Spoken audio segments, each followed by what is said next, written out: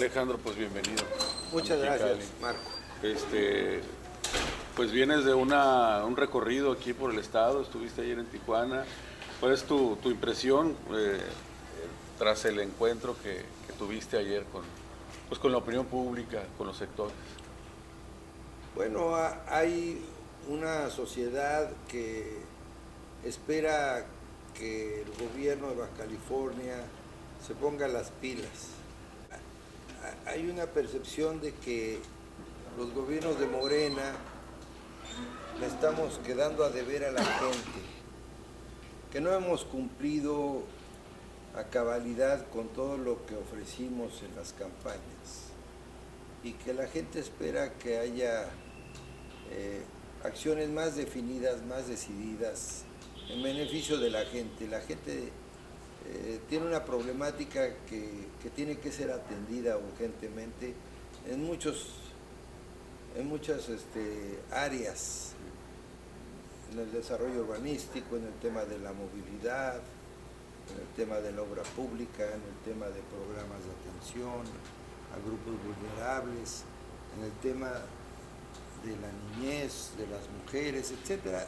Hay un déficit de atención del gobierno y Morena le está quedando a deber a los ciudadanos que confiaron en nosotros. También está la esperanza de que se corrija y nosotros damos el beneficio de la duda y esperamos que el gobierno de Morena en el estado pues realmente se ponga las pilas y se comprometa, se inserte en esa lógica, se tome de la mano de la ciudadanía y vaya caminando juntos. Eso espero, porque si eso no sucede, esa desatención pues va a tener un efecto y una consecuencia en el 2024, porque finalmente el ciudadano pues se va a cobrar la factura, ¿no? Confiamos en que la gobernadora se ponga las pilas y que ya se ponga a gobernar ella, porque como lo dije ayer en Tijuana, la gobernadora reina pero no gobierna, quien gobierna es su esposo y eso es una pésima señal a la ciudadanía porque además está incrustado el gobierno de esos cuadros políticos que no tienen nada que ver con la 4T ni con Morena y eso también hay un agravio de muchos cuadros que son del movimiento que podrían estar en esas posiciones y hacer un mejor papel porque hay un compromiso ético, político, ideológico y que creo que esta solicitud tendría que llegar a oídos de la gobernadora y que de tajo corte esta percepción porque daña la imagen del gobierno, daña su imagen también como gobernante porque la gente quiere tener una gobernadora que ejerza a plenitud el mandato popular que le otorgó el voto y no que lo delegue en su esposo. Pues no es una monarquía, es una democracia y eso afecta también a Morena porque en los principios de Morena señala que estamos en contra del nepotismo, del amiguismo, del influyentismo, que son las lacras de la política, como dice el presidente López Obrador, y aquí están en todo su esplendor a la vista de todos y eso daña al movimiento. Pero bueno, yo confío en que rectifique, que deje el TikTok y que se ponga a gobernar.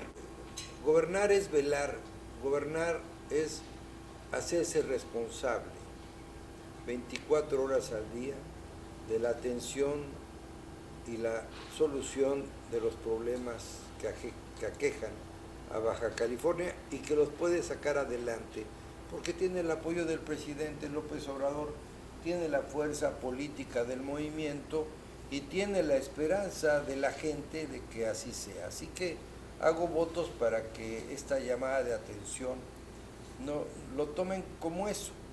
Simplemente estoy siendo vocero de la expresión de miembros del movimiento, no de la oposición.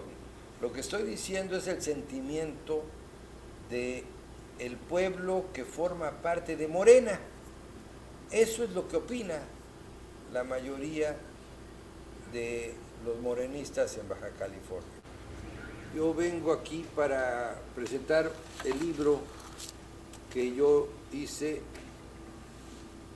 sobre Ricardo Monreal, que le llamo La Ruta de Ricardo Monreal, presidente de la Reconciliación Nacional, que está dividido en 3 partes.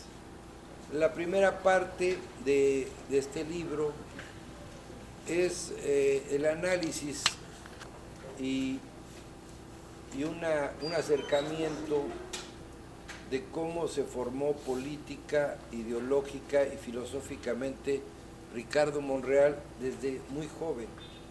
De qué vetas abrevó, cómo se formó su hoy posición política, de qué fuentes del pensamiento político tuvo él en su trayectoria, que lo fueron construyendo en el político que hoy es, en el estadista que hoy es, en el aspirante presidencial que hoy es, y eso se debe a un trayecto político-ideológico en donde es importante, ahí lo destaco en el documento, es un libro pequeño de fácil lectura, las fuentes originarias de ese pensamiento que desarrolló finalmente el monrealismo, ¿no? Y cómo se entrevera con el López Obradorismo para formar Morena, lo que hoy conocemos como este movimiento popular, pero cómo todas estas fuentes político-ideológicas han construido al personaje. Esa es la primera parte, para conocer al político de hoy, al legislador, al gobernante, al político, al dirigente, al hombre de partido, al académico, etcétera, etcétera. Entonces, es un concepto integral. La segunda parte se refiere, es ya una propuesta mía, que yo le estoy aportando al proyecto de Monreal, en donde yo sugiero que evolucionemos del estado de bienestar al estado de prosperidad. El estado de prosperidad es la fase superior del estado de bienestar que fue producto de la posguerra, que el estado de bienestar consiste en otorgar una amplia seguridad social a la gente, darle cierto nivel de calidad de vida, pero ese nivel de calidad de vida tiene que financiarse, no solamente con recursos públicos, sino que yo digo que el Estado tiene que ir hacia una fase superior para ser un gran promotor del desarrollo económico, de las inversiones, para que se genere la prosperidad, una prosperidad creciente para poder ingresar los recursos suficientes para poder redistribuirlos en todos los niveles sociales, sobre todo con los sectores más pobres, para poderlos sacar de la pobreza e ingresarlos a las clases medias y detonar una fase de crecimiento, de desarrollo sustentable, en donde siempre haya 3 grandes fuentes de financiamiento: el financiamiento público, el privado y el social, en todos los órdenes en donde el Estado detone las inversiones. Puede ser el sector energético y avanzar en energías limpias, en donde, por ejemplo, la Comisión Federal de Electricidad ya no sería la Comisión Federal de Electricidad. Yo estoy diciendo que sea la Comisión de Energías Renovables y Electricidad. ¿Qué quiere decir? Que dé un paso hacia el futuro pero de la mano del sector privado y del sector social, para generar las energías limpias que el país va a necesitar en el futuro y prever ese futuro sustentable para el país, pero requerimos que no solo sea el Estado el que aporte el capital, porque es deficitario. Hoy la CFE tiene deudas y no puede crecer ni puede invertir en energías limpias porque tiene deudas. Igual Pemex, son deficitarios y nos está costando a todos los mexicanos el rescate de las deudas de estos dos instrumentos del Estado, que sin perder la rectoría del Estado mexicano, para que México siga siendo soberano, necesitamos hacer una nueva fórmula económica, política y social en donde involucremos a los sectores productivos y a las inversiones, con una visión de Estado, de futuro. Y así en varios temas. ¿Por qué la prosperidad? Porque si no hay prosperidad creciente y un desarrollo económico sustentable creciente, no van a existir los ingresos ni fiscales, ni los ingresos presupuestales, ni de derechos para poder financiar los grandes programas sociales. Pero más que los programas sociales, México lo que tiene que crear son infraestructuras sociales que brinden los grandes servicios públicos de calidad. Un extraordinario servicio de salud, un sistema de salud integral en donde la gente realmente pueda tener acceso al derecho a la salud con medicinas gratuitas, en donde hoy más del 40% de la población tiene que acudir a consultorios privados porque no tiene acceso al derecho a la salud y hay desabasto de medicamentos. Entonces, ¿qué es? Primero es la salud, sin salud no hay nada. Entonces tenemos que financiar un nuevo modelo de seguridad social en donde el centro sea brindarle la salud desde el nacimiento hasta el fallecimiento de las personas. Y para ese sistema integral de salud se requiere un financiamiento muy fuerte. Ahí hay que, porque ese es el mejor programa social que puede tener el gobierno. Por ejemplo, desapareció el Seguro Popular porque había corrupción, seguramente había mucha corrupción, pero en vez de desaparecerlo, pudieron haber limpiado y rectificado e incorporar un nuevo modelo para que la gente tuviera acceso a la atención médica. Hoy hay 16 millones de mexicanos que no tienen esa posibilidad de atenderse. Y los servicios que se ofrecen hoy en el sistema público de salud son precarios, deficientes y con desabasto. Entonces, esa es una gran línea de trabajo del estado de prosperidad. El segundo sería la educación. Nosotros tenemos que tener un modelo educativo que tenga un programa con una visión de 30 años, inamovible,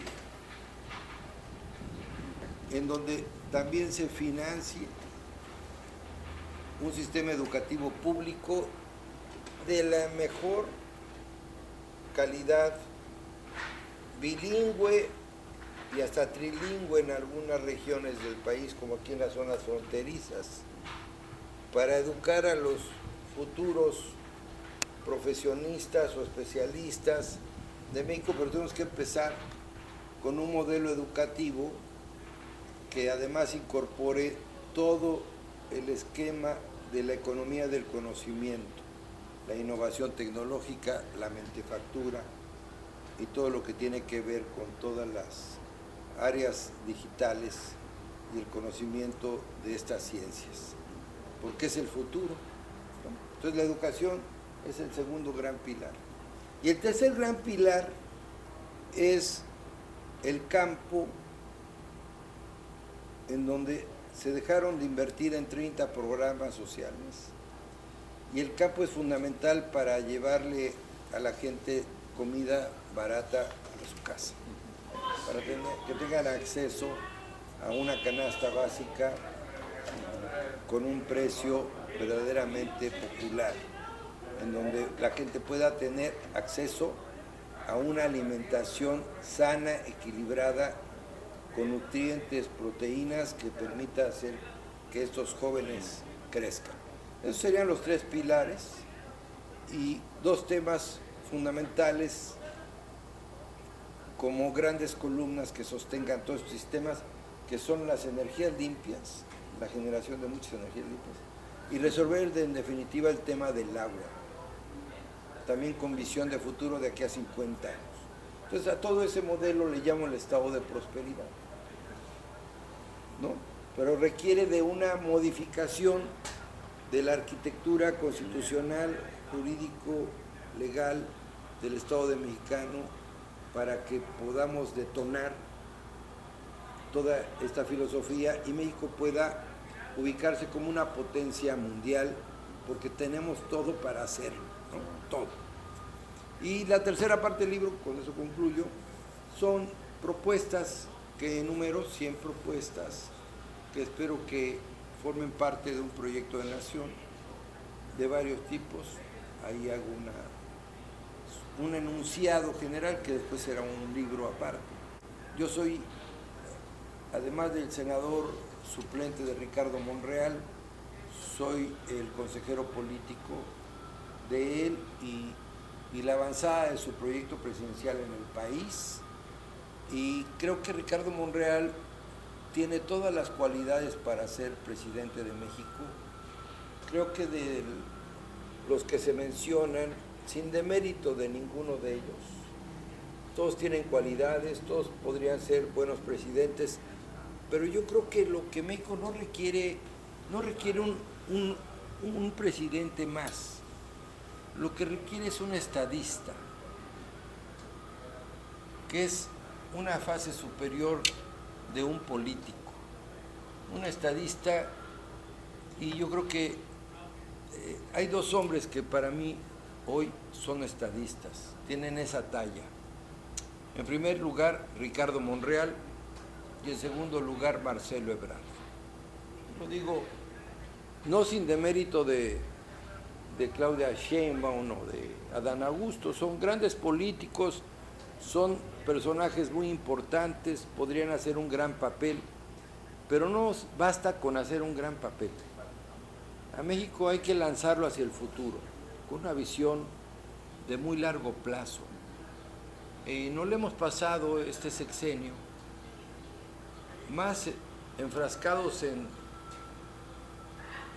debatir nuestro pasado y estar recurriendo al pasado, incluso etiquetar el presente con el pasado, porque la lucha liberal y conservadora fue en el siglo XIX y ya pasó esa época de la reforma. Yo creo que esa etiqueta está totalmente obsoleta.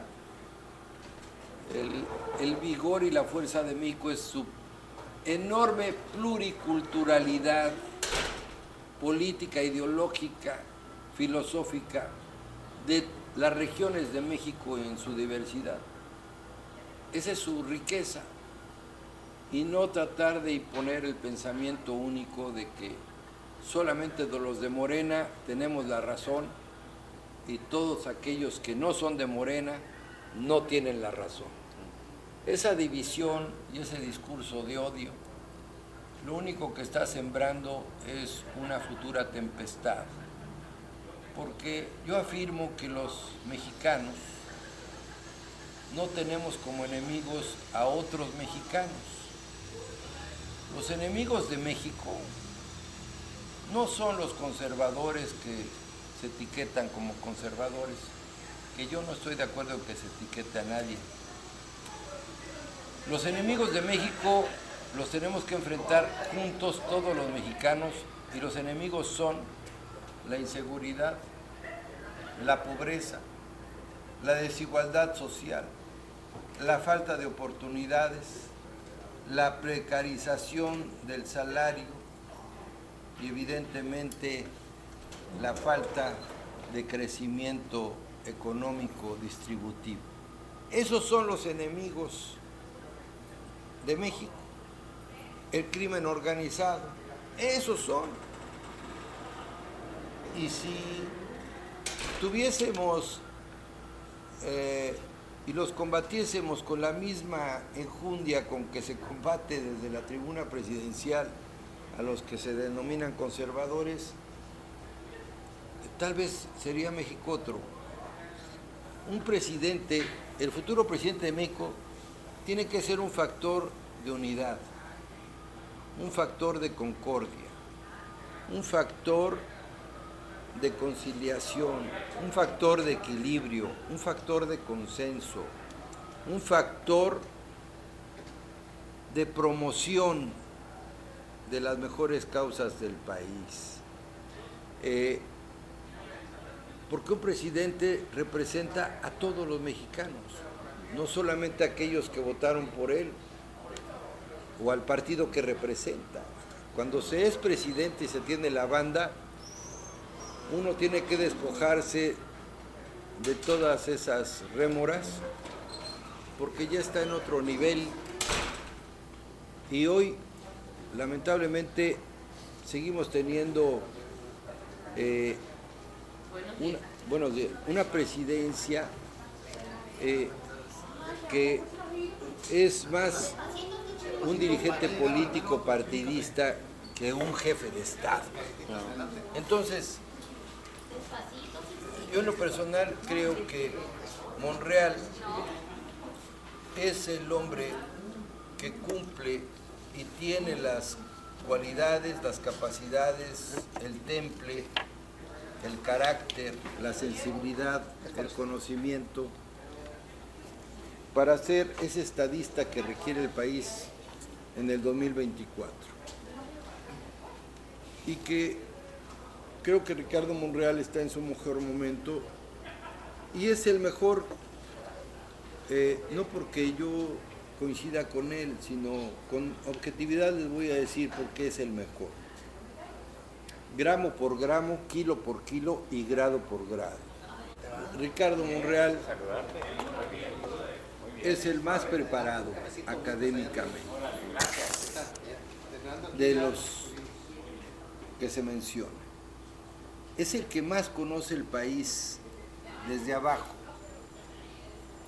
Ha recorrido México casi tanto como el propio presidente López Obrador, porque lo acompañó prácticamente en 3 campañas y prácticamente caminaron juntos el país. Nadie le puede negar al presidente que es el que mejor conoce México, sin duda, y sigue siendo el que más conoce México. Pero después de él, del presidente, Ricardo Monreal es el que conoce todos los rincones del país y su problemática. Ubica muy bien, tiene un conocimiento de la realidad y de la problemática, a diferencia de los demás. Algunos de ellos apenas están conociendo México y lo conocen desde los templetes, ¿no? Que es diferente conocerlo en los eventos que conocerlo a ras de tierra, en carretera, pararse en los pueblos, en los ejidos, en las comunidades, en las colonias. Es conocer a otro México. Conocerlo desde los eventos y los templetes no es conocer México. Es convivir con los mexicanos, ahí donde están, ahí donde son, escucharlos desde ahí. Entonces Ricardo Monreal conoce el país también como la palma de su mano. Tercero, es el que más grados políticos tiene la experiencia política más amplia que cualquiera de ellos 3, en todo sentido. De manera parlamentaria, tiene experiencia legislativa, tiene experiencia partidista, tiene experiencia política, tiene experiencia gubernamental, tiene experiencia administrativa, no de ahorita, sino la ha venido haciendo desde muy joven, porque él ha escalado como el presidente. Empezó siendo regidor en Fresnillo. Tiene un origen popular que no tienen los demás. Eso sí hace una diferencia. Él es producto de la cultura del esfuerzo, como decía Luis Donaldo Colosio. Él le ha costado trabajo ser lo que es, igual que el presidente. Salieron desde abajo, no tuvieron la comodidad que muchos de ellos la tuvieron, no nacieron en familias acomodadas. Él tenía a veces que arar la tierra mientras otros estudiaban ballet o estudiaban piano, o idiomas. ¿No? Ricardo Monreal era campesino cuando era un niño. Entonces, tiene un apego por la tierra muy importante, el conocimiento del campo mexicano, que es uno de los grandes factores que México nos puede sacar adelante. Es el hombre que además tiene la capacidad de construir consensos, acuerdos, que escucha a todos, que es algo que además un presidente debe hacer. En los momentos que nos van a tocar, es la cualidad principal. ¿Cómo vamos a volver a unificar a todos y cómo vamos a ponernos de acuerdo, como decía Mariano Otero, en lo fundamental? ¿Cómo encontrar los puntos de coincidencia? Porque ya sabemos cuáles son nuestras diferencias, pero aún estas se pueden resolver.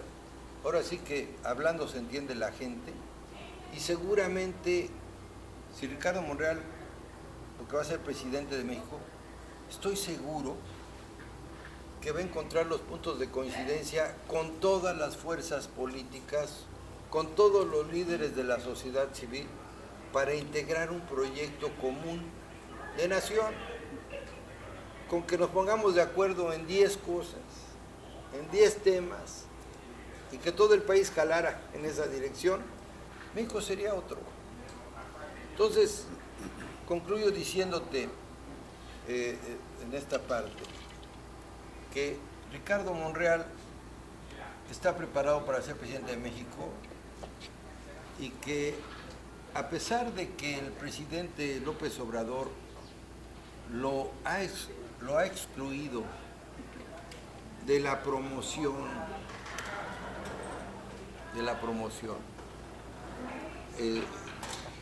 que el mismo presidente ha hecho de las corcholatas, que es una exclusión injusta, a mi juicio. El presidente ha abusado de la amistad y no ha sido recíproco en la lealtad que le ha profesado Ricardo Monreal. El presidente se ha portado mal con Ricardo Monreal de manera injusta, porque Ricardo Monreal le ha sido leal dentro del movimiento desde hace muchos años. Ricardo Monreal, por su trabajo, por su sensibilidad, hizo posible que los cimientos de la 4T fueran reformas constitucionales que hoy son los pilares de la Cuarta Transformación. Sin ese consenso que Ricardo Monreal construyó en el Senado de la República, en donde se aprobaron las reformas constitucionales en un 70% por unanimidad, no habría 4T. No habría nada que presumir. Y Ricardo Monreal mostró una lealtad al presidente de la República, una lealtad a quien fue su aliado por muchos años y le entregó los mejores resultados, que fue la nueva arquitectura constitucional de la 4T. Eso se lo entregó Ricardo Monreal en bandeja de plata. Y el presidente no ha sido recíproco en esa lealtad. Entonces, yo digo, ese trato injusto, a pesar de ese trato injusto, Ricardo Monreal no se ha doblado, no se ha rendido, sigue adelante y siempre ha luchado contra la adversidad, y Ricardo Monreal va a triunfar. Y yo les digo una cosa, pareciera que ya hay dos bloques, ¿no? Adán Augusto y Claudia Sheinbaum pareciera que tienen la misma línea, no quieren renunciar a sus cargos, no quieren encuestas externas, no quieren debates, no quieren piso parejo. Ricardo Monreal y Marcelo Ebrard sí quieren eso. Yo digo que Marcelo Ebrard y Ricardo Monreal, pero en primerísimo lugar Ricardo Monreal, que va a ser presidente, y Marcelo Ebrard, juntos son dinamita, Y ellos deberían establecer un acuerdo para ir juntos en la contienda interna, para que se redacte una convocatoria democrática, con piso parejo, reglas claras, y que la gente decida, no una encuesta patito, que son las que hace Monreal. Monreal y Marcelo juntos son dinamita, y yo confío en que incidan en Morena, que obliguen a Morena a emitir una convocatoria por consenso, que estén de acuerdo todos en las reglas, y que si va a haber encuestas, que a mí no me gustan, ni a Ricardo Monreal, no nos gustan las encuestas que hace Morena, porque son encuestas fantasmas, encuestas patito, manipuladas, es una simulación. Si insiste Morena en querer hacer ese ejercicio, yo sugeriría que Monreal no participara en esa farsa, en esa simulación, porque sería avalar un montaje, sería avalar un dedazo disfrazado. Ya hay dados cargados, hay cartas marcadas, y no somos ingenuos. Entonces, el presidente López Obrador tiene todo el derecho de impulsar a sus corcholatas preferidas y de tener preferencia por Claudia o Adán, que está claramente que son sus preferencias, una corcholata favorita y una corcholata sustituta. Pero que no se equivoquen, porque Ricardo Monreal y Marcelo Ebrard juntos son dinamita, y juntos pueden enderezar el barco que hoy está chueco, con piso disparejo, y que además no hay las condiciones para que haya una contienda democrática. Ojalá, y esa es mi propuesta que vengo a hacer aquí a Mexicali, que estoy muy contento de estar aquí, aprovechemos que va a haber una nueva integración del Consejo General del INE. Es muy previsible que una simpatizante de Morena sea presidenta del INE. Bueno, luego entonces quiere decir que el INE ya va a ser confiable, ¿no? Entonces, si el INE ya va a ser confiable, porque lo va a dirigir una mujer militante de Morena, abiertamente simpatizante del movimiento, cosa que es contradictorio porque debería ser imparcial. Ojalá actuara imparcialmente, pero por el tema de la confianza, pues que organice el INE, ese nuevo INE, una consulta popular, y que la gente con su voto elija quién debe ser el candidato o candidata a la presidencia de la República por Morena. Y que antes de esa votación haya debates regionales con los aspirantes, porque la gente yo creo que sí está muy interesada, y le pregunto al auditorio si estaría de acuerdo en que antes de esa votación hubiera debates, porque aquí en Baja California están interesados en saber qué piensa Claudia Sheinbaum, Adán Augusto, Marcelo y Ricardo Monreal de lo que van a hacer con Baja California. Ese interés público tendría amplísima difusión. Si hay debates regionales, la gente va a tener una idea clara quién es quién, qué trayectoria tiene cada uno, qué capacidad, qué están proponiendo, porque el único que ha presentado un proyecto es Ricardo Monreal. Yo no sé el proyecto ni de Adán Augusto, ni de Claudia, y Marcelo ya presentó un esbozo con un libro también. Bueno, Marcelo también ha presentado sus ideas, pero ni Claudia ni Adán Augusto sabemos qué piensan en realidad. Si son presidentes, ¿qué van a hacer? Entonces, los mexicanos tenemos derecho a saber qué piensan. Entonces, por eso son los debates, para saber de qué están hechos cada uno y qué están presentando. Y después de eso, ir a una consulta popular organizada por el INE para que la gente decida, y no por encuestas, y menos encuestas, Patito, hechas por Morena. En primer lugar, porque una consulta popular te otorga dos cosas que no te da una encuesta: legitimidad popular y autoridad moral y política. Una encuesta no te da eso, porque además una encuesta no es un método democrático, es un ejercicio demoscópico estadístico. No es un método que recoja la voluntad popular. Es una mentira decir que una encuesta el pueblo participa. No, el pueblo no participa en una encuesta. Las encuestas se utilizan para medir la opinión pública de un ánimo en un momento determinado. Es una fotografía instantánea y se acaba. La voluntad popular, la diferencia del sufragio efectivo. ¿Qué quiere decir el sufragio efectivo? Que es la transferencia de mi voluntad hacia alguien.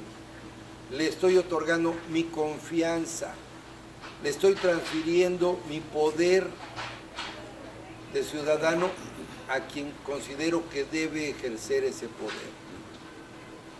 Por eso tiene más fuerza ser electo en una consulta popular que en una encuesta.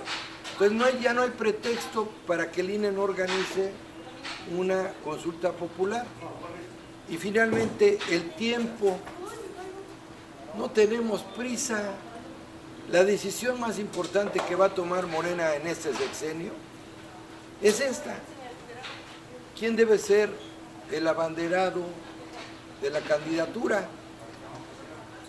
Entonces, ¿qué prisa tenemos si la ley electoral marca que a partir de septiembre inicia el proceso electoral? Que haya debates de aquí, de septiembre en adelante, que renuncien a sus cargos y que el año que entra, que se haga pre-campaña formal, con topes de campaña, se hacen los debates en enero y en febrero o marzo. Vamos a la consulta popular y que el pueblo salga con alegría a definir a quién quiere como candidato a la presidencia de la República por Morena. Y estoy seguro que si se dan esas condiciones, que yo creo que estoy seguro que la mayoría de los morenistas están de acuerdo. Ahora sí, los reto a que hagan una encuesta y que le pregunten a la gente, ¿cómo quieres elegir al candidato de Morena? ¿Por encuesta o quieres ir a votar? Consulta. Con tu voto, que tú definas con tu voto quién debe ser el candidato o candidata. Porque en una encuesta te pueden no preguntar, entonces no participaste. Es un universo limitado. Ni modo que, pues si van a hacer una encuesta de 95 millones de mexicanos que tienen derecho a votar, pues mejor hacemos la consulta, si vas a consultar, ¿no? Si vas a hacer una encuesta tan grande. Entonces, ¿a qué voy? Que Monreal ni se va a rajar, ni se va a bajar. Ricardo Monreal va derecho a la presidencia de la República y yo confío en que de aquí a la convocatoria se le exija a Mario Delgado y ojalá coincidan Marcelo y Monreal para que obliguen a Morena a que instale una mesa y haya un acuerdo previo. Es increíble que Morena, a la fecha, Mario Delgado no ha convocado a una reunión de aspirantes, tan solo para escuchar cuáles son sus peticiones e instalar una mesa de trabajo con sus equipos para ir trabajando la redacción de una convocatoria que, si sale unilateralmente, va a ser ilegítima y va a ser espuria. Y yo considero que no deberían participar ni Monreal ni Marcelo. Yo no estaría de acuerdo que se presten a una farsa. Primero vamos a agotar todo el proceso interno.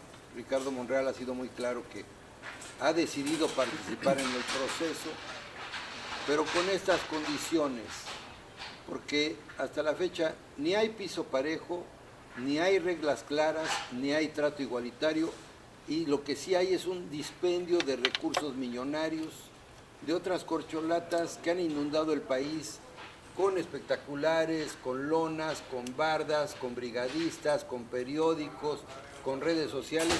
Llevan gastados más de 1,000 millones de pesos, que es un insulto al pueblo de México. Dijimos que íbamos a ser diferentes y resultamos peores, porque si eso hubiera sucedido en el gobierno de Peña Nieto, que 3 años antes de la elección del 18, del 2015, ellos hubieran empezado a llenar el país y que Peña Nieto hubiera dicho desde la tribuna presidencial de Los Pinos: aquí están los que me van a suceder, hubiéramos puesto el grito en el cielo. Es una contradicción que nosotros mismos estamos contradiciendo, que lo que dijimos íbamos a ser diferentes, y en este caso hemos resultado peores, porque es inmoral, ilegal e ilegítimo que se estén promoviendo con recursos, que muchos de ellos son sus plataformas que se financian con dinero público, porque tienen cargos. Monreal no tiene ni un espectacular, ni una barda, ni una lona, y tampoco tiene un ejército de brigadistas en el país tocando puertas. Los demás sí. Marcelo creo que tampoco tiene, casi no tiene. La tragedia de los migrantes es una negligencia criminal del Estado mexicano, porque ocurrió en instalaciones del Instituto Nacional de Migración. Aquí hay muchas preguntas que hacer, con el agravante de que la seguridad contratada está vinculada al dictador nicaragüense Daniel Ortega.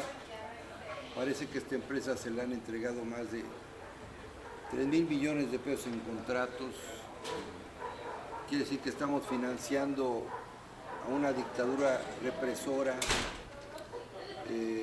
que ha conculcado los derechos políticos, las libertades públicas, la libertad de expresión, el pluripartidismo. O sea, es algo muy grave, porque además los migrantes estaban en una cárcel. Eso era una cárcel, porque estaban encerrados, prácticamente estaban secuestrados, encerrados, violando todos sus derechos humanos, como migrantes y como personas, y que es consecuencia de una política migratoria que ha consentido que México sea en los hechos un tercer país seguro, en donde llegan 30,000 migrantes al mes, 2 millones al año, y que han quedado rebasadas las instancias gubernamentales para atenderlos y que se requiere una inversión muy fuerte para atender a todas estas personas en busca de una mejor vida. Nosotros ofrecimos en campaña que a los migrantes les íbamos a dar visa de trabajo, que les íbamos a tratar muy bien y lamentablemente ustedes lo ven en estas zonas fronterizas, están deambulando, generan problemas social, generan incluso fricción comunitaria, generan una presión demográfica, la utilización de servicios públicos, pero no hay una política que atenúe y que atienda con dignidad todo este tema migratorio y hay que replantear la política migratoria. Yo diría, en síntesis, que los incinerados de Chihuahua, los migrantes, es el Ayotzinapa del gobierno del presidente López Obrador y que es una marca que va a quedar allí y que exigimos justicia, así como exigimos justicia con la tragedia de los niños del ABC, como exigimos justicia con los 43 de Ayotzinapa, de estos jóvenes, que todavía no hay justicia ni en la tragedia del ABC, ni hay justicia con los 43 jóvenes desaparecidos y calcinados al parecer. Y qué responsabilidad nuestra que haya justicia, y espero que haya justicia en el caso de estos migrantes calcinados, porque es una afrenta que pone y exhibe a México en el mundo de una manera trágica y que creo que la manera en que ha reaccionado el gobierno ha sido incorrecta, insensible, poco empática, que no ha dimensionado la magnitud de la tragedia y del impacto que va a tener en la sociedad. Por eso digo que este caso, estos calcinados de Chihuahua, es la analogía de va a ser nuestro Ayotzinapa que nos va a acompañar muchos años.